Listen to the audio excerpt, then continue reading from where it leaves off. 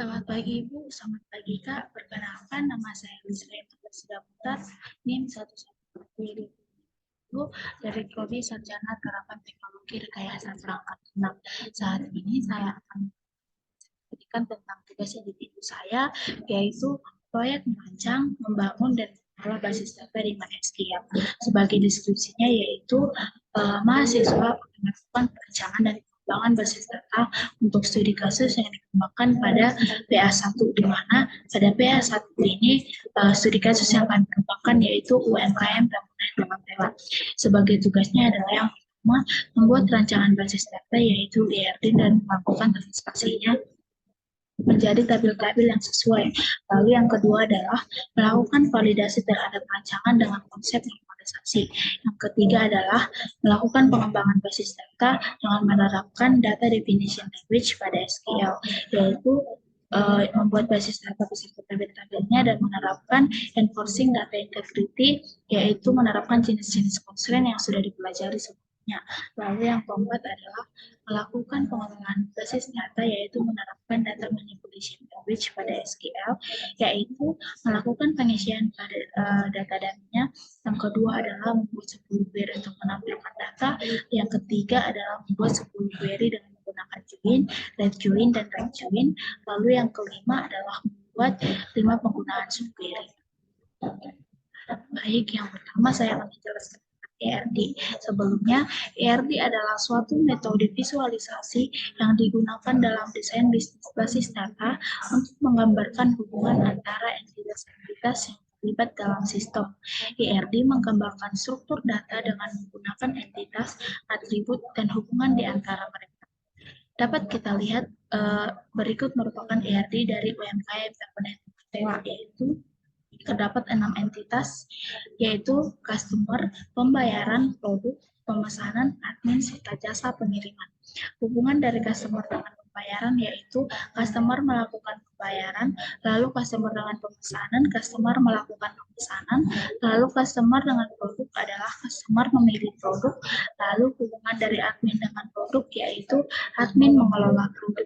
Selanjutnya hubungan admin dengan pemesanan, admin juga mengelola pemesanan, serta jasa pengiriman, dan pemesanan adalah jasa pengiriman mengirimkan pemesanan, dan hubungan pembayaran dan pemesanan adalah memiliki.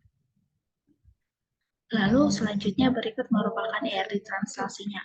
Dapat kita lihat terdapat satu tabel baru yang terbentuk dari relasi many-to-many antara customer dan produk. Jadi tabel ini nantinya akan dinamai dengan tabel customer underscore produk. Lalu selanjutnya adalah melakukan validasi dengan normalisasi. Kami menggunakan data dummy kami sebagai contoh atau patokannya, yaitu yang pertama adalah tabel customer. Pada tabel customer dapat kita lihat tidak terjadi redundan atau pengulangan elemen yang berulang. Maka dari itu tidak perlu lagi dilanjutkan pada normalisasi pada tahap 2 NF atau 3 NF.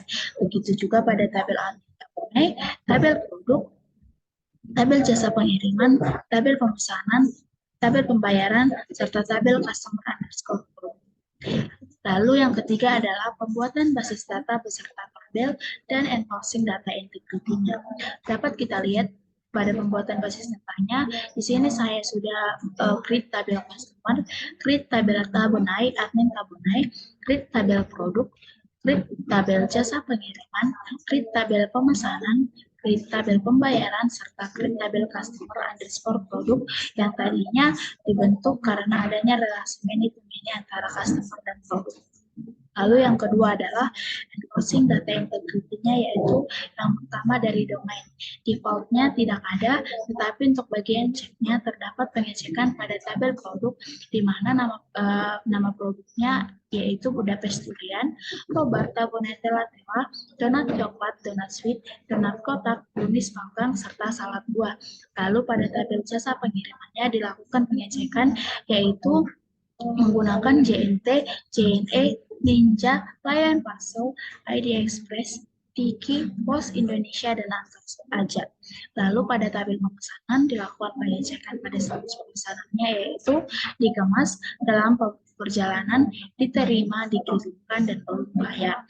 Lalu pada tabel pembayaran dilakukan pengecekan pada metode pembayarannya, yaitu transfer dan kas.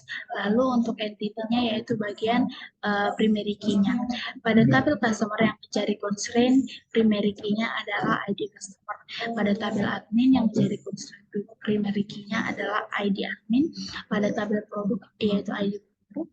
Pada tabel jasa pengiriman yaitu ID jasa pengiriman.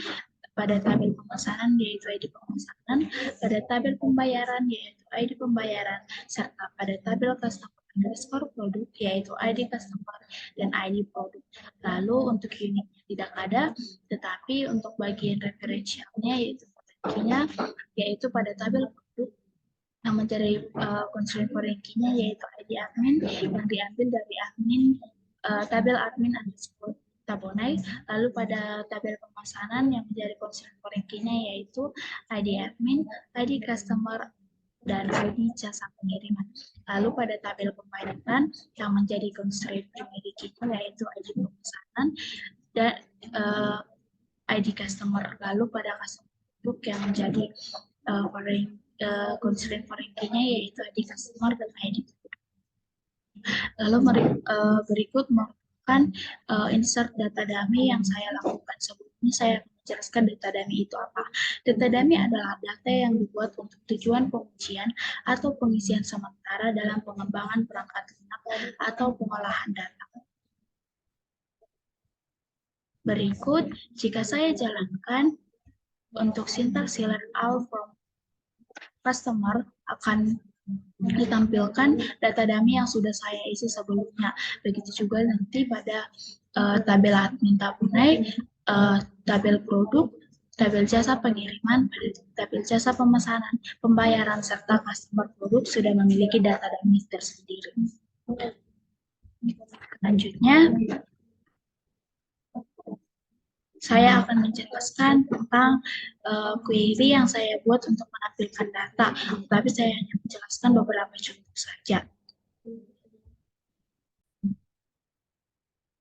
Yang pertama adalah select all from pemesanan, where status pemesanan sama dengan kondisi belum dibayar, and dated now, tanggal pemesanannya lebih dari 7. Artinya adalah query ini menampilkan semua kolom dari tabel pemesanan di mana status pemesanannya adalah belum dibayar dan pemesanan tersebut telah dilakukan lebih dari 7 hari yang lalu. Lalu selanjutnya yaitu tentang select status pemesanan from bintang as jumlah pemesanan from pemesanan to by status pemesanan having come bintang lebih dari 1. Query ini berguna untuk menampilkan status pemesanan yang memiliki lebih dari 1 pemesanan dan juga jumlah pemesanannya yang diambil dari tabel pemesanan. Lalu selanjutnya adalah select sum total pemesanan as total penjualan from pemesanan where tanggal pemesanannya yaitu berada di antara tahun 2023 bulan 2 tanggal 15 dan tahun 2023 tanggal 4 bulan 4 tanggal 19. Query ini nantinya akan menampilkan total penjumlahan yaitu sum dari seluruh pemesanan yang dilakukan dalam rentang tanggal yang sudah ditentukan.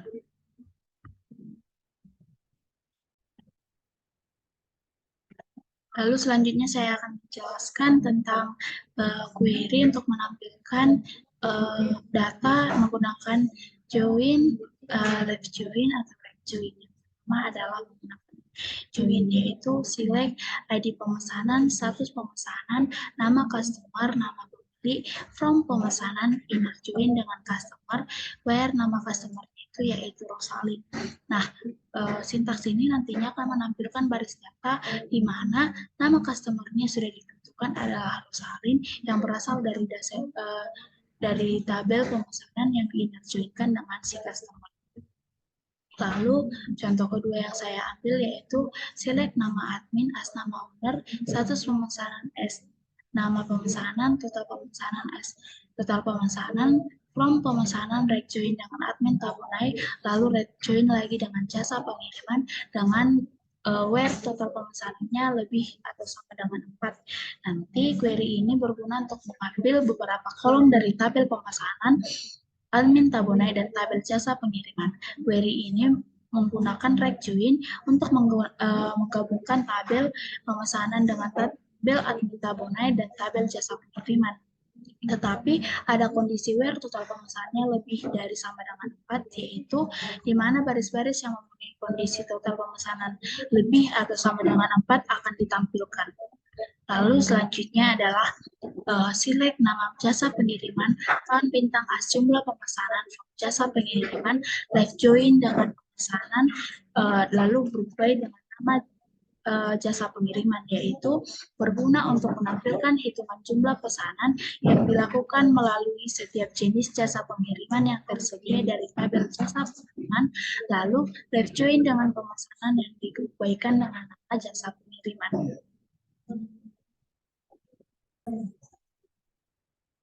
Selanjutnya saya akan menjelaskan tentang 5 penggunaan subquery. Sebelumnya saya akan menjelaskan tentang subquery itu. Subquery maksudnya adalah query di dalam query atau sebuah query yang tertanam di dalam query utamanya. Saya akan mengambil contoh dari berikut, yaitu select nama customer. Di dalam select tersebut terdapat select lagi, yaitu select alamat customer from customer where ID customer sama dengan ID customer. Lalu di bawahnya ada si count bintang as total pemesanan, lalu from customer diinterjekkan lagi dengan pemesanan, lalu group by dengan nama pemesanan.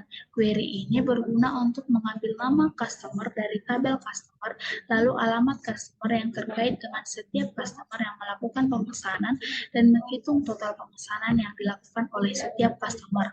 Query ini juga melakukan penggabungan antara tabel customer dan pemesanan berdasarkan ID customer, lalu nantinya mengelompokkan hasil berdasarkan nama si customer, yaitu group by C nama customer.